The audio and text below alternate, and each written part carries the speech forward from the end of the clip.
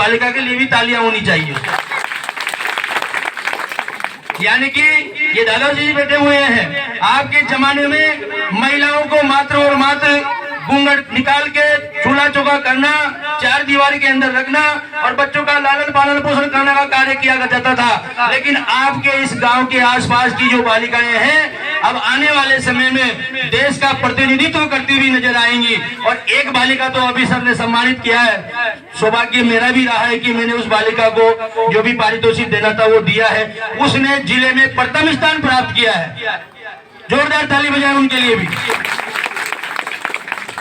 ये गुरुजी आपको बिठाएंगे, मान सम्मान देंगे, भोजन कराएंगे, नाश्ता अल्पाहार कराएंगे, लेकिन आपका भी फर्ज बनता है आपके विद्यालय में पढ़ने वाले बच्चों के लिए आने वाले समय में अगर आवश्यकता पड़ती है तो इसके विकास के लिए, इसके सहयोग के लिए आप जी जान लगा दें। और आने वाले समय में जब मैं लास्ट ईयर या आने वाले समय में यहाँ आऊं तो मुझे स्वतः ही आभास हो जाए कि ऐसे ऐसे बामाशाह दनाडे हैं जो गुवाड़ी स्कूल के लिए हमेशा विकास की धारा में बहने के लिए तैयार रहते हैं।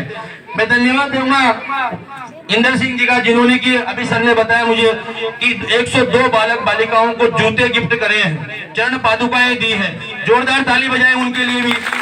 ऐसी महान शख्सियत हमारे बीच में विराजमान है।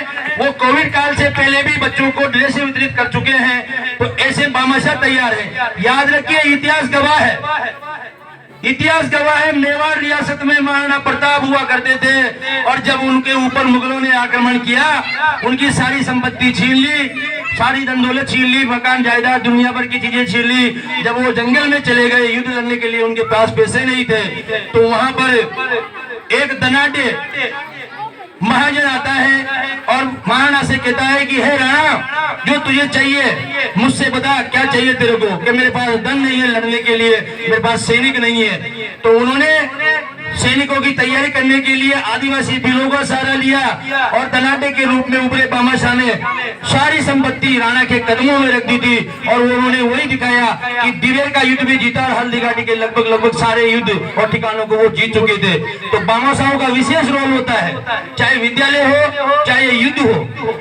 आपातकाल में हमेशा जब बामाशाह तैयार होकर आता है तो समय समय पर बामाशाहों के आशीर्वाद से ही विजय हासिल होती है और विद्यालय की चाकचौंध भी चकाचौंध रहती है। बहुत बहुत धन्यवाद, आभार राकेश जी के लिए। जोरदार ताली बजाएं। ये मेरे मित्र हैं।